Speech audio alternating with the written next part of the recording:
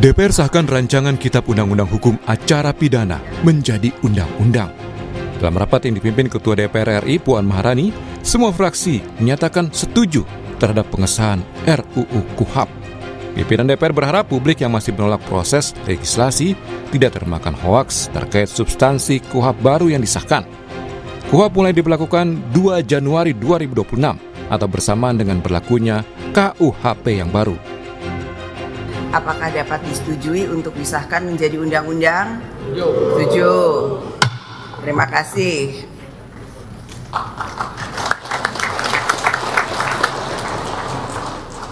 Tadi penjelasan dari Ketua Komisi 3 saya rasa cukup bisa dipahami dan dimengerti sekali. Jadi hoaks-hoaks yang beredar itu semuanya hoaks, tidak betul, dan semoga kesalahpahaman dan ketidakmengertian bisa segera kita sama-sama pahami bahwa itu tidak betul. Pengesahan RUU KUHP mendapat protes dari Badan Eksekutif Mahasiswa Universitas Indonesia yang menggelar unjuk rasa di depan gerbang Pancasila Gedung DPR Senayan, Jakarta. Dalam aksinya, mahasiswa sempat memblokade mobil sebagai ungkapan kekecewaan karena imbas pengesahan RUU KUHP. Demonstran menilai pengesahan RUU KUHP cacat prosedur dan berpotensi membuat aparat semakin sewenang-wenang. RKUHP yang cacat secara prosedural, yang cacat juga secara substansial, sama sekali tidak mementingkan yang namanya partisipasi publik, partisipasi rakyat, partisipasi bermakna dari rakyat Indonesia. Bahkan warga sipil sekalian semua ditolak mentah-mentah atas RKUHP yang baru saja disahkan oleh DPR RI.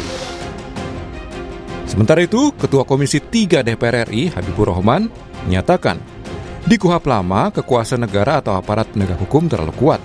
Sedangkan di KUHP baru, hak warga negara yang diperkuat. KUHP baru berupaya melindungi warga negara dari penyiksaan dalam proses hukum, serta mengatur mekanisme penahanan yang lebih objektif. Selain itu, KUHP baru juga memberikan penguatan pada peran profesi advokat sebagai pendamping warga negara. Secara spesifik ya mengatur larangan atau perlindungan warga negara dari penyiksaan, yang mana di KUHP yang lama nggak ada sama sekali ya. Jadi kita bayangkan kalau KUHP lama terus berlangsung hingga saat ini, tiap hari akan ada korban. Makanya di KUHP baru disebut pasal 143 huruf M hak saksi, pasal 144 huruf Y hak korban secara tegas menjamin hak bebas dari penyiksaan, intimidasi, perbuatan tidak manusiawi yang merendahkan harkat dan martabat manusia selama proses hukum. Ini diusulkan dari Universitas Indonesia melalui Saudara Taufik Basari. Selain itu, pasal 30 ayat 2 mengatur bahwa pemeriksaan direkam menggunakan kamera pengawas sebagaimana mekanisme pengawasan dan pencegahan praktik penyiksaan. Jadi dalam pemeriksaan menurut KUHP baru itu harus ada kamera pengawas. Sejumlah substansi baru di KUHP antara lain perbaikan kewenangan penyelidik, penyidik, dan penuntut umum, penguatan hak tersangka, terdakwa, korban, dan saksi, termasuk perlindungan dari ancaman dan kekerasan. Penguatan peran advokat juga pengaturan mekanisme keadilan restoratif. Setelah disahkan DPR, RKUHP ini kini menunggu ditandatangani Presiden Prabowo sebelum tahap pengundangan untuk ditempatkan dalam lembaran negara. Rencananya, KUHP baru akan diberlakukan awal Januari 2026. Tim Liputan Kompas TV. Pro kontra pengesahan Kitab Undang-Undang Hukum Acara Pidana atau KUHP terjadi. DPR menyebut sejumlah perbaikan dan keberpihakan isi KUHP kepada warga negara, tapi koalisi masyarakat sipil punya pendapat berbeda.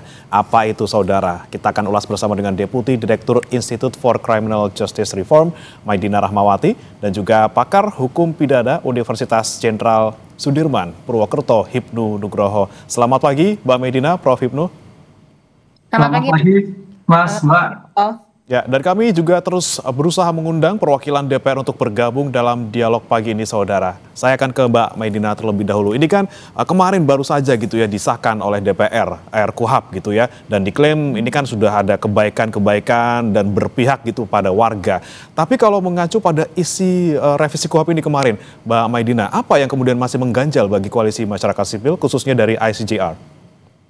Ya, dari awal proses pembahasan di tahun 2025, jadi sebenarnya kalau dibilang nih bahasnya 2 tahun itu nggak tepat, karena intensif bahas RKUHP itu baru mulai setelah Maret 2025. Jadi dari awal kami sudah bertemu dengan anggota DPR, koalisi, itu di bulan puasa bahkan gitu ya, kita menyatakan gitu bahwa isu krusial yang paling besar dari ada revisi KUHP adalah soal judicial scrutiny, adalah soal izin upaya paksa harus datang dari otoritas pengadilan. Kenapa pengadilan? Karena ini sejalan dengan trias politika gitu. Yang bisa mengoreksi tindakan eksekutif, polisi, jaksa itu harusnya adalah lembaga yudikatif di pengadilan. Pengadilan harus mendapatkan izin terlebih dahulu ketika aparat penegak hukum mau melakukan upaya paksa, mau menahan, mau menangkap, mau menyita, menggeledah dan lain sebagainya, itu harus dengan izin pengadilan.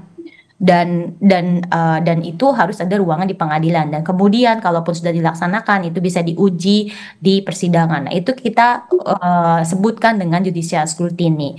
Nah, tapi ternyata dalam proses pembahasannya itu nggak mudah untuk masuk gitu. Bahkan akhirnya yang paling krusial di draft KUHP 2025 ini, penangkapan dan penahanan tetap tidak dengan izin pengadilan. Jadi polisi sendiri yang bisa menentukan bisa menangkap atau tidak, kemudian bisa meneruskan ke penahanan. Padahal di belahan dunia manapun, di negara manapun, termasuk misalnya di Thailand sendiri, itu penangkapan harus datang dari otoritas pengadilan. Dan kita nggak punya konsep itu. Nah, dengan demikian kondisinya nggak akan berubah seperti yang sekarang terjadi. Teman-teman aktivis banyak kan sekarang ditangkap begitu saja, ditahan begitu saja, tidak punya akses terhadap lawyernya. Nah, di kerangka hukum internasional, di kerangka hak asasi manusia, dan ini ada di belahan dunia manapun, termasuk bahkan di Thailand, ketika orang ditangkap, 48 jam pasca ditangkap, itu harus dihadapkan ke hakim.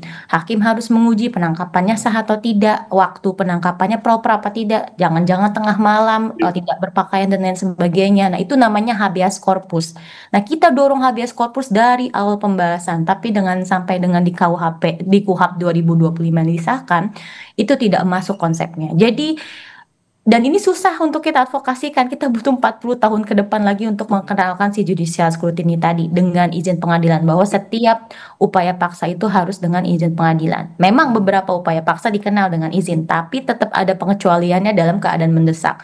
Dan pengecualiannya itu bahkan memasukkan indikator berdasarkan penilaian penyidik yang sangat subjektif. Jadi basically semuanya bisa dikecualikan. Nah, itu yang kita kritisi begitu besar, karena reformasi KUHP yang harusnya memasukkan judicial scrutiny itu yang kita sudah advokasikan 40 tahun ternyata gagal. Padahal kita udah di negara merdeka, kita udah di negara yang meratifikasi Konvenan Hak Sipil dan Politik yang mengamanatkan adanya fungsi judicial scrutiny itu tadi. Oke. Kalau Prof Ibnu melihatnya seperti apa, Prof? Ini sepertinya kewenangan yang dilakukan misalnya oleh pihak kepolisian ini untuk bisa menangkap dan juga menahan seseorang bahkan tanpa izin hakim ini juga bisa justru membuat kita semakin terdesak gitu ya sebagai masyarakat sipil yang mungkin dalam tanda kutip terlibat kasus pidana. Iya, jadi begini Mas, memang ini kan suatu perjalanan politik hukum dari konsep inquisitor kepada konsep akusatur. Kalau inquisitor itu seseorang dikatakan sebagai objek, jadi mau ditangkap, mau ditahan, mau disiksa, mau disetrum tadi Pak Ketua DPR tadi, itu nggak masalah ketika inquisitor. Tapi begitu kita masuk sebagai akusatur, menempatkan sebagai subjek yang sama, sehingga terhadap bentuk-bentuk kekerasan, bentuk-bentuk penistaan, bentuk-bentuk perundungan, bentuk-bentuk upaya paksa yang tanpa adanya suatu izin, kalau terhadap upaya paksa Mbak Maidana itu agak kurang pas, karena agak setengah akusatur kan. Padahal kalau konsep akusatur itu menetapkan subjek yang merdeka, subjek yang sama. Dengan demikian kalau memang itu nanti ya, saya membacanya masih sampai detik ini saya ingin tahu RKUHP yang baru, betul-betul baru, karena kemarin begitu baru ternyata juga beda-beda lagi lah. Oleh karena itu dalam seperti ini tampaknya memang kuncinya bahwa setiap upaya paksa, apa itu? Upaya paksa kan sekarang ada melebar. Tidak hanya pada pasal terkait upaya paksa penahanan penggeledahan, tapi upaya paksa penangkapan. Ini memang agak kayaknya Mbak Medina, polisi agak gampang gitu. Karena posisi cepat atau posisi biasa. Sehingga diambil yang dilakukan dengan posisi cepat. Karena asal kecepatan. Jadi konsep due process of law dan krem-krem model ini kayaknya masih penegak hukum masih bimbang untuk meloloskan pada due process of law. Yang dipikirkan Mbak Madiana itu betul-betul due process of law. Tapi dalam hal keadaan tertentu tampaknya negara belum siap ini. Sehingga kalau sampai pada suatu berizin, ini tersangka bisa lari nih, orang yang ditahan bisa lari nih. Lah, ini juga bagian merupakan evaluasi bagaimana seandainya nanti kecepatan itu bisa dilakukan, tapi juga kesiapan pengadilan negeri dalam rangka sebagai bentuk perlindungan itu harus dilakukan. Ini saya mau maknainya seperti itu. Jadi konsep yang ideal tampaknya masih paru-paru. Lah Mbak Mediana, konsep yang ideal memang harusnya ke sana. Pertanyaannya, mampukah polisi untuk melakukan seperti itu? Seperti halnya penahanan, kalau kita lihat Mbak Mediana, penahanan kalau kita lihat kan tidak berbeda dengan kemarin, kemarin.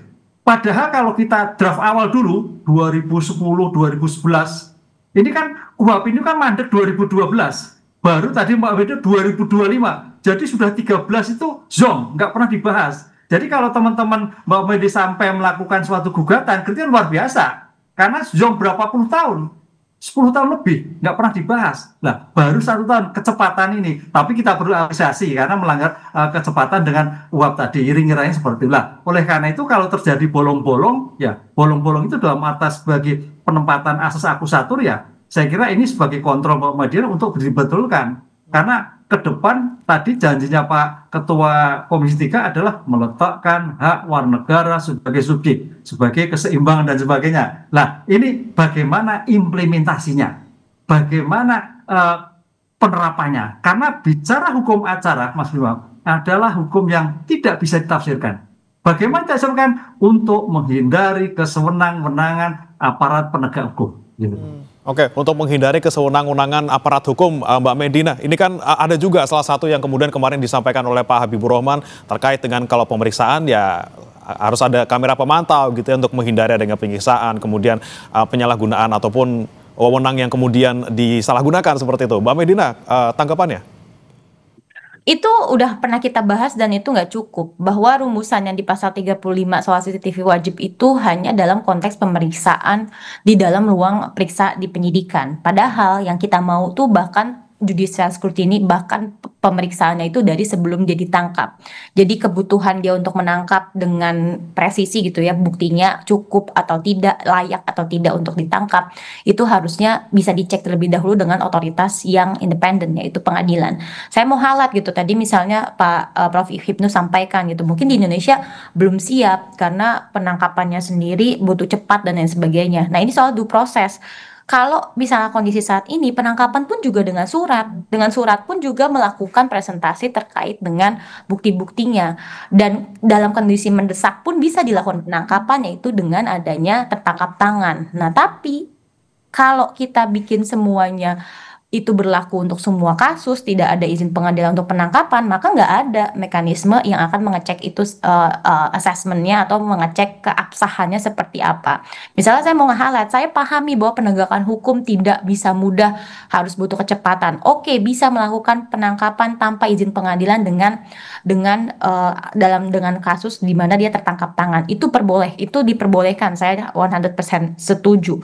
Tapi setelah itu apa? Setelah itu ada kewajiban menghadap ke pengadilan untuk diuji penangkapannya seperti apa, apakah sah atau tidak, dan ini standar di seluruh dunia, cuman Indonesia aja yang nggak punya, dan ini bisa diolah dengan teknologi informasi, dengan pemeriksaan jarak jauh, dan itu bisa dilakukan, dan di kota-kota besar di Indonesia itu bisa dilakukan gitu, untuk melakukan pengujian di pengadilan. Tapi sayangnya sesederhana fungsi ini aja kita nggak mau memperkenalkan, padahal kita udah merevisi KUHP-nya, sudah berproses merevisi KUHP-nya dari 30 tahun yang lalu. Dan tadi Prof. Ibnu juga sampaikan ada draft RKUHP 2012. Di draft RKUHP 2012 itu penghadapan orang yang ditangkap ke hakim itu udah diperkenalkan. 5 hari pasca penangkapan, orang harus dihadapkan kepada hakim untuk diuji penangkapannya sah atau tidak. Konsep itu pernah hampir kita adopsi di Indonesia, tapi kemudian di 2025 ini dimentahkan begitu saja, dan akhirnya kita nggak punya KUHAP yang benar-benar mereformasi. Basically KUHAP di 2025 kondisinya akan sama aja, bahkan kalau saya boleh bilang akan ada lebih buruk gitu, karena tadi misalnya Prof Indus sampaikan penahanan Prof di dalam RKUHP 2025 ditambah syarat penahanan. Dulu penahanan itu cuman bisa dilakukan kalau dia ada kekhawatiran kabur, kekhawatiran merusak alat bukti, lalu kemudian takut melakukan tindak pidana lainnya. Nah, di RKUHP yang akan disahkan, yang sudah disahkan kemarin, ditambah bisa dilakukan penahanan, yaitu apabila dia tidak menyampaikan informasi sesuai fakta dan juga apabila dia menghambat proses pemeriksaan. Bicara soal tidak fakta dan menghambat proses itu adalah hak ingkar. Kita jadi tersangka pasti bertele-tele, kita jadi tersangka pasti punya hak ingkar, kita nggak harus jujur. Nah, itu subjektivitas kan untuk menerapkan hal tersebut. Dia syaratnya sangat subjektif. Nah, justru malah itu ditambahkan menjadi syarat penahanan. Jadi saya mau bilang gitu, ide besarnya menghadirkan judicial scrutiny, menghadirkan peran hakim yang imparsial untuk mengecek kebutuhan upaya paksa itu tidak dilakukan. Padahal itu jadi isu paling mendasar di revisi KUHAP.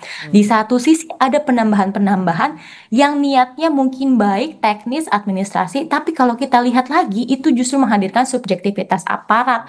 Dan sayangnya forumnya tetap aparat yang menentukan karena nggak ada pelibatan hakim di penangkapan dan penahanan tersebut. Oke, ini Prof Ibnu yang banyak kemudian disorot adalah banyaknya subjektivitas dalam KUHAP yang baru gitu ya, yang kemudian kewenangan lebih banyak ini di aparat dibandingkan dengan orang yang mungkin diduga berhadapan dengan pidana. Seperti apa, Prof? Ya, ini yang dicita-citakan sekarang itu KUHAP baru itu subjektif yang objektif kan gitu kan. Kalau KUHAP lama kan subjektif, jadi masing-masing subjektif itu ya tergantung penegak hukum, nah kan gitu kan. Ini suatu perkembangan ketika itu ya kalau kita bandingkan dengan HIR, KUHAP kemarin bagus, jadi jangan kita berpikir jelek KUHAP kemarin, karena kita bandingkan dengan HIR yang kemarin. Lah sekarang perubahan dengan dinamika masyarakat, lah dengan tambahnya sekarang pertanyaannya, kita itu kalau kita melihat kan rutan kan penuh, bahkan tahanan itu ditaruh dalam lembaga pemasyarakatan, sudah over capacity antara tahanan dan narapidana. Nah, dengan demikian sebagai bentuk pemikiran upaya paksa subjek yang diobjektifkan itu suatu langkah maju. Karena apa? Walaupun memang ada kewenangan yang subjektif, tapi tataran implementasi yang objektif dengan pandangan yang umum harus bisa dilakukan. Contoh misalkan beberapa kasus, ya misalkan kalau memang dia aktif, dia sudah bukti cukup, ya tidak perlu ditahan dong. Ataukah dia sudah melakukan suatu pemeriksaan kemudian udah dicek, ya nggak mesti luar negeri dong. Nah di sini subjektif yang objektif. Jadi jangan sampai sebagai bentuk subjektif itu subjektif absolut, tapi subjektif yang objektif. Dengan demikian sebagai rasa upaya paksa dalam penahanan itu menjadikan suatu yang menarik, kan gitu. Karena kalau kita lihat draft yang lama, Mas, angka-angka itu masih berubah, angka-angka penahanan itu. Mungkin Mbak Dina bisa melihat tuh, angka-angka yang kita lihat di dalam PBB itu penahanan itu kalau nggak salah permasaan tidak lebih dari 10 hari. Nah, dulu loh ya. Pertanyaannya, mampukah sekarang aparat penegak hukum melakukan seperti itu? Kan enggak, akhirnya diperpanjang, masih tetap seperti kemarin, 20 perpanjang 30. Ini dengan alasan kondisi kemampuan SDM, kondisi geografis. Nah, termasuk keadaan terpaksa juga melihatnya kondisi geografis dan sebagainya. Tapi tadi Mbak Dina mengatakan, oke, keadaan suatu demografi, keadaan suatu geografi. Pertanyaannya, apakah tidak menggunakan IT yang sekarang ini? Nah, ini yang saya kira juga menjadikan suatu masukan tersendiri. Dengan perizinan-perizinan dilakukan dengan kondisi IT yang cukup, saya kira bisa dilakukan. Karena selama ini yang dilakukan itu apakah cukup? Apakah cukup waktu? Bagaimana dengan pengadilan? Bagaimana dengan antara Papua dan Ambon dan sebagainya? Cukup lah. Ini yang menjadikan alasan-alasan yang selama ini muncul lah.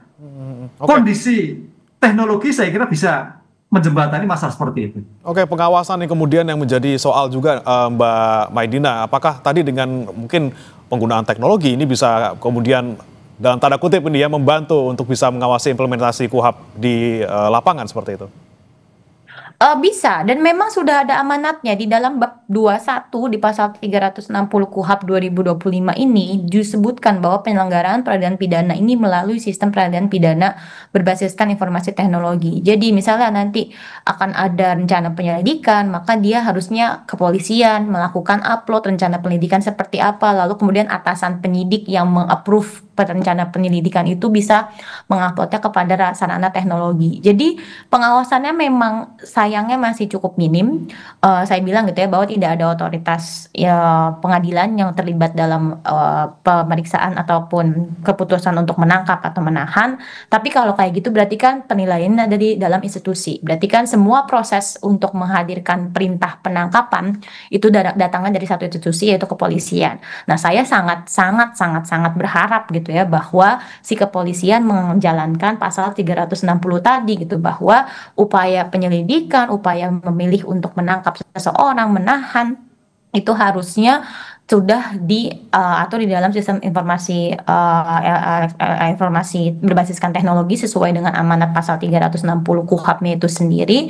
Dan nantinya misalnya kayak saya jadi tersangka, saya ditangkap, lalu kemudian saya ditahan, saya bisa mengakses dokumen tersebut di sistem elektronik tersebut. Lalu misalnya yang akhirnya menghadirkan koordinasi gitu ya, bahwa di pasal 58, 59 juga ada kalau naik kasusnya ke penyidikan maka harus ada informasi surat perintah dimulainya penyidikan. Nah, itu bisa dilakukan dengan sistem informasi elektronik, di mana saat ini misalnya penyidik bisa mengirimkan dokumen-dokumen tersebut kepada jaksa untuk jaksa bisa lihat, assess, dan itu bisa diakses oleh para pihak. Nah, sayangnya itu saja juga di kondisi saat ini belum terlaksana gitu. Misalnya saya mengkaji adanya data jumlah laporan yang diterima oleh polisi sampai dengan 270.000 perkara, tapi yang masuk sampai dengan SPDP ke jaksa itu hanya sekitar 73.000.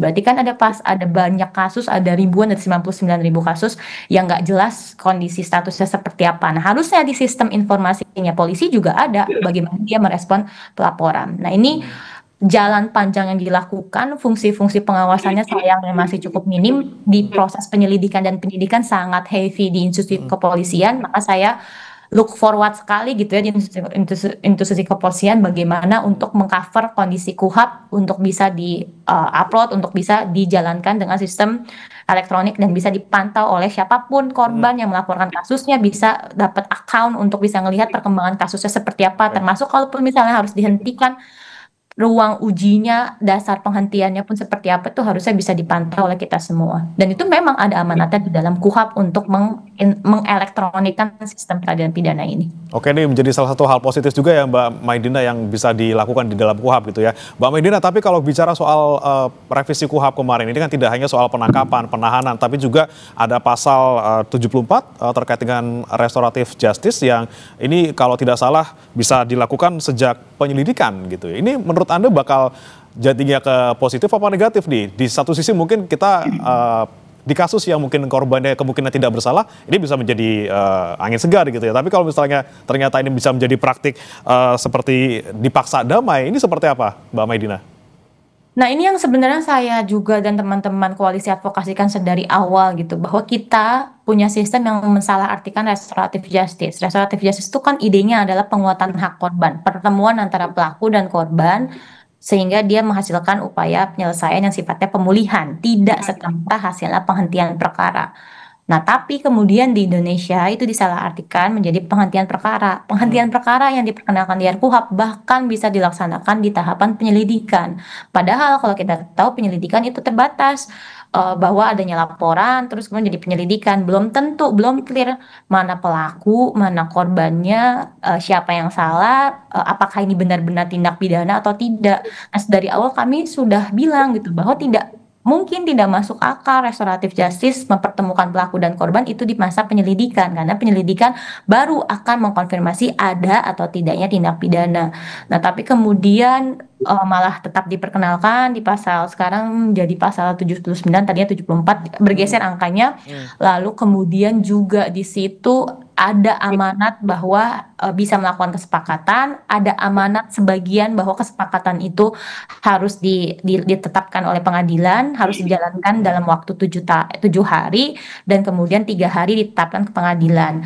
Nah, tapi itu akan menghasilkan surat penghentian penyelidikan. Nah, tapi ternyata surat penghentian penyelidikannya itu sendiri tidak ditetapkan di pengadilan. Jadi ada kerancuan, apakah ini benar-benar harus melibatkan pengadilan atau tidak. Jadi nggak sinkron di tata cara kesepakatan damai didapatkannya itu melibatkan pengadilan, tapi di surat penghentian penyelidikannya tidak ada kewajiban untuk melaporkan kepada pengadilan. Jadi ada kerancuan sebenarnya teknis restoratif justice di penyelidikan itu seperti apa. Tapi dari itu semua yang kami tekankan dari awal gitu ya, bahwa kalau tindak pidananya belum terkonfirmasi, ini baru laporan, polisi masih mengkaji apakah siapa yang benar siapa yang salah, bagaimana duduk perkaranya, harusnya tidak bisa diselesaikan, apalagi dengan dalih namanya restoratif justice. Oke, baik. Ini terakhir saya mau ke Prof. Hipnu dulu. Prof. Hipnu, terkait dengan mungkin banyak ya kontroversi di revisi KUHP yang baru ini, kemudian apa peluang yang bisa dilakukan oleh teman-teman di Koalisi Masyarakat Sipil untuk bisa menggugat ke MK? Poin-poin apa ataupun apa yang mereka bisa lakukan? Singkat saja, Prof. Ya, konsep hukum acara yang paling krusial adalah terhadap upaya paksa. Upaya paksa itu upaya memaksa. Dengan demikian, sebagai bentuk upaya paksa ini harus ada suatu kepastian hukum dengan kewenangan yang dilakukan oleh seorang penegak hukum. Tadi Mbak Madiana itu penangkapan, penahanan, pemblokiran, dan sebagainya. Harus ada suatu kejelasan. Karena ini akan menjadikan tanda petik ya, tarik ulur. Padahal namanya hukum, formil itu tidak bisa diterjemahkan. Kunci dalam suatu hukum acara itu upaya memaksa, di mana negara diberikan kewenangan untuk melakukan pemaksaan. Siapa itu? Polisi, jaksa, hakim. Dengan demikian sebagai konsep peletakan sebagai asas akusatur, ketika kewenangan memaksa itu harus meletakkan pada hak asasi manusia, pada suatu keseimbangan, pada suatu integritas, batas waktu independensi, sehingga jangan sampai timbul kesenang-menangan antara lembaga penegak hukum yang ada. Ini yang kita harus dihindari. Itu kuncinya. Kalau yang terkait dengan RJ itu teknis sekali, bagus tadi Mbak. Harusnya RJ itu di tingkat sidik, bukan lidik. Potensinya kalau lidik, saya takutnya nanti seperti 86 Mas, agak repot nanti. Karena itu, apa itu lidik? Suatu tindakan penyelidik untuk menentukan peristiwa. Jadi belum bicara bukti. Kalau kita cari negara aslinya, memang dalam suatu tingkatan itu bisa di RJ, Justice of Many Room. Tapi tampaknya Indonesia harus hati-hati untuk menghindari kesenang-menangan tadi. Ini kemudian poin-poin yang mungkin secara logika nggak masuk, ini juga harus digugat di MK gitu ya. Terima kasih Prof. Hipnu Nugroho, pakar hukum pidana Universitas Jenderal Sudirman, dan juga Mbak Maidina Rahmawati, Deputi Direktur ICJR, telah bergabung bersama kami di Sapa Indonesia Pagi. Selamat pagi. Selamat pagi. Terima kasih Prof. Hipnu. Jangan beranjak saudara, kami akan kembali dengan informasi lainnya. Tetap